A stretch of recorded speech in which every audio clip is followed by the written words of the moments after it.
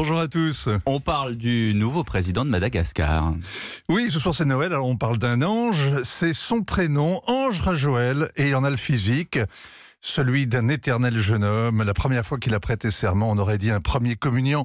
Ange Rajoel a été président de Madagascar en 2009, mais avec les mains sales, en trichant. Les militaires l'ont mis au pouvoir quand le président Ravaloman a été chassé par les manifestants, qu'Ange Rajoel avait d'ailleurs chauffé à blanc. Cet ange est un pouce au crime. Et la semaine dernière, l'élection présidentielle a opposé de nouveau les deux hommes, le match de la revanche.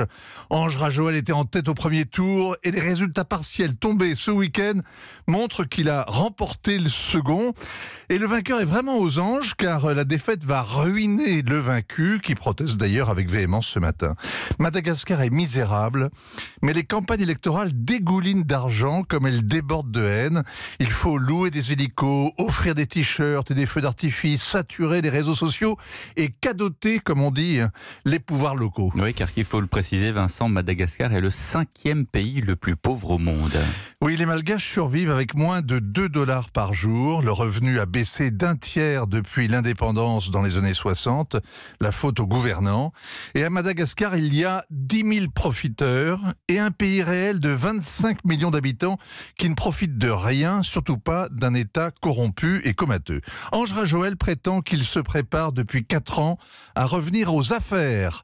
On se demande s'il prend l'expression au pied de la lettre. Si l'on croit à l'esprit de Noël, on espère que cet ange saura terrasser le dragon, c'est-à-dire les mafias.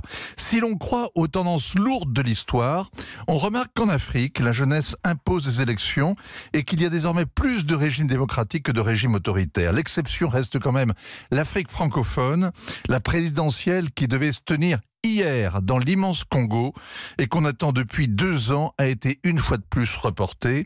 Et au Tchad, où se trouvait Emmanuel Macron, on l'a vu sur toutes les antennes, sur tous les écrans, eh bien le général Déby, au pouvoir depuis 3 décennies, se verrait bien y rester jusqu'en 2032, c'est-à-dire après la fin du ou des mandats d'Emmanuel Macron et de son successeur. L'actualité internationale tous les matins avec Vincent Hervouette. Merci.